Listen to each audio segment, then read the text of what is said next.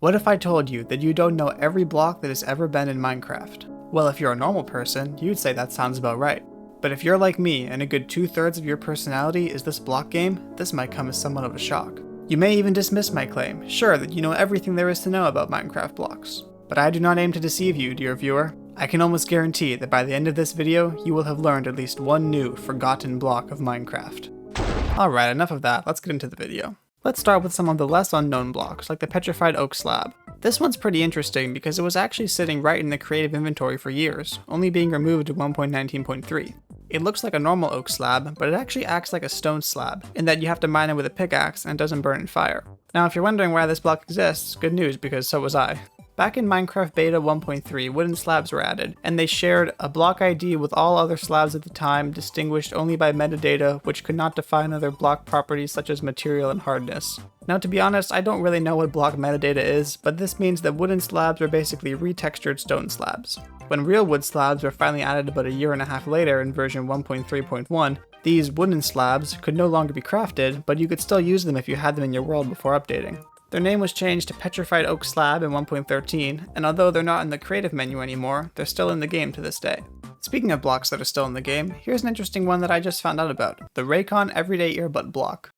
This video is sponsored by Raycon. As an incredibly famous Minecraft YouTuber, I get giant brands trying to sponsor me all the time, but when Raycon reached out, I knew right away that I had to accept it. After all, it's almost back to school season, and as I'm heading into my first year of college, their everyday earbuds are going to be perfect for listening to the Minecraft soundtrack as I walk between classes, thinking about my childhood and missing home and wanting to drop out. Their earbuds have been recently updated to have even more features, such as faster charging with a 32-hour battery life, multi-point connectivity so you can pair with 2 devices at once, and even active noise cancellation. Hearing about the noise cancellation was a big surprise for me because Raycons are much more affordable than other leading wireless earbuds, and yet they still have the same premium features. I was also really happy to find out that my earbuds came with 4 extra pairs of tips, so I was able to find the size that fits my ears perfectly. This means I can wear them when I go for runs or go to the gym, and I don't have to worry about them falling out. They're comfortable, they have tap controls, and most importantly, they just sound good. If you want to get your own pair of everyday earbuds, click the link in the description or go to buyraycon.com/MrWaffle to get 20 to 40% off your purchase.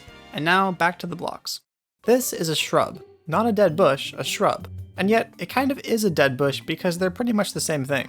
They were both added in the same version, Beta 1.6, but shrubs did not actually generate in worlds and you can only get them by using commands. They had the same model as dead bushes and for some reason had the same block ID as tall grass. Pretty much the only differences between shrubs and dead bushes were that shrubs could be placed on grass instead of sand, were sunken into the ground by 1 pixel, and acted like tall grass, and that breaking them would sometimes drop seeds, and they were randomly aligned on blocks instead of always being in the center like dead bushes. Aside from that, there's not much we know about shrubs or why they were even added to Minecraft. They went through some changes over the years, but still never actually spawned in worlds, and were completely removed in 1.13, with any shrubs that were in worlds being replaced with dead bushes. Interestingly enough, Shrubs in Bedrock Edition have a very different history and were in the game for much longer, only just recently being removed in the Tricky Trials update. Now I know you wish you could listen to this guy on YouTube talk about the mystery of Minecraft shrubs for hours, but I think it's time to move on to the next block, or rather pair of blocks, the Nether reactor core and glowing obsidian. The Nether reactor core was a block added in the early days of Pocket Edition, before the actual Nether was added. It was a way for players to get items that were otherwise rare or unobtainable in survival mode, but really it existed to be confusing to 7-year-old me who never knew the right pattern of gold and cobblestone to get it to activate.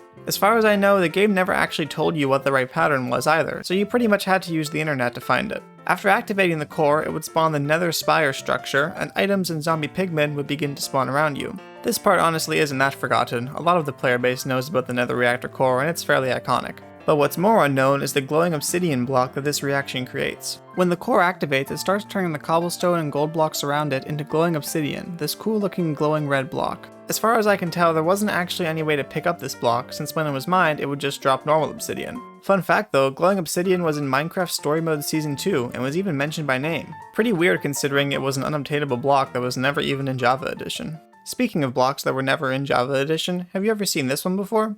How about this one? Well, actually they're the same block. This is the info_update block, and it's one of my favorite obscure Minecraft blocks, along with the USB charger block and brown glazed terracotta. These update blocks are only in Bedrock Edition, and will show up if you somehow have blocks in a world that don't exist in the version you're playing in, such as if you open a world that was created in a recent version with recent blocks in an older version before those blocks existed. The update block had this dirt block with green text texture since it was added to Pocket Edition in 2011, but in April of this year it was changed to the question mark texture. Now personally, I really like this ugly block screaming at you to update your game, but I do understand why they changed it. While I was researching this block, I also stumbled upon the Unknown block, another placeholder block in Bedrock Edition that has the same texture. Apparently this block appears if a block has an invalid ID or invalid components in its files. Now I'm really not sure how that would happen unless your world corrupted or something, but there we go, another forgotten block of Minecraft. Okay, just a couple more quick Bedrock Edition blocks and then we can get back to Java, I promise. Before the stonecutter was a giant saw blade, it was this block in Pocket Edition that looks similar to a furnace. Just like how it is now, it was used to craft stone-type blocks, but the recipes were changed in 2015 to be made in the crafting table instead, and the old stonecutter lost its functionality. In 2019, it was removed from both the creative inventory and commands. Invisible Bedrock is a block that generates around old worlds to keep the player in, and is also the block that creates the floor of the void in Bedrock Edition, which I didn't even know was a thing. It is unobtainable without using inventory editors. Alright, now we can finally leave this terrible version of Minecraft and get back to the one real gamers play, Java Edition. And the first block I want to talk about is Smoothstone, which I know is very much not a forgotten block, but the history of it is, and is actually quite unique. Just bear with me for a minute because the wiki page for this is a little bit intense. Back when Smoothstone was first added to the game in Beta 1.3, it was actually kind of added by accident. This is because it was what resulted from placing two seamless stone slabs on top of each other. And seamless stone slabs were barely even a real block, they were a glitched variation of the normal stone slab that used the top texture for all sides, so when they were stacked, they didn't have this line through the middle and made the Smoothstone block that we know today. Because seamless stone slabs couldn't actually be crafted, the only way to get them in survival mode was with these block transmutation machines, a glitch that let you change the metadata of blocks with a redstone contraption. It sounds strange when you hear it, and it looks even stranger when you see it working. Anyways, as more and more slabs were added to the game, Smoothstone was eventually removed completely in a snapshot for version 1.5. But then Jeb from Mojang posted on Reddit acknowledging how popular this block was and said it would be re-added soon, which it was. But it still wasn't craftable or even in the creative menu until 5 years later, when it was added to creative in 1.13, the aquatic update, and then finally it was added by smelting in 1.14, the village and pillage update. And if this doesn't seem right to you, it's probably because these blocks were still used for years on servers where builders could use commands to easily obtain them. You can see them all over Hypixel, which runs on 1.8.9, and sure enough, if you press F3, this block is not actually Smoothstone, it's a seamless double stone slab. Nowadays, we take for granted our ability to put stone into a furnace and get Smoothstone, but to our ancestors, getting just one of these blocks was a big deal. To finish off this video, there are 4 very ancient blocks that I want to mention, and the first 2 are water and lava spawners. In January of 2010, buckets weren't yet a thing, and so these blocks were added as a way to use lava and water in your worlds. When you place them, they would create more water or lava source blocks around them, and then those blocks would create more source blocks, and well, you can probably see why these were replaced with buckets 5 months later. Next up we have cloth, which was a precursor to wool. It came in 16 different colors just like wool today, but these colors were a lot more vibrant and had more greens and blues. They also had some interesting color names that we haven't seen since, like chartreuse, spring green, capri, and ultramarine. Cloth was in the game for about a year before every color except for white cloth was removed, so I guess Minecraft was going through its emo phase, and then real colored wool was added 7 months after that. And finally we have the gear, a fun little block that was added in January 2010 that never did anything. In fact, you couldn't even get it without using inventory editors, and if you didn't place it on another block, it would just be invisible. But if you placed it correctly, well, that's where the magic would happen, because then it would spin, and it even had 2 different animations so it could mesh with other gears. And that's it! Gears were removed and replaced with redstone dust, so we can assume that they were an earlier version of redstone.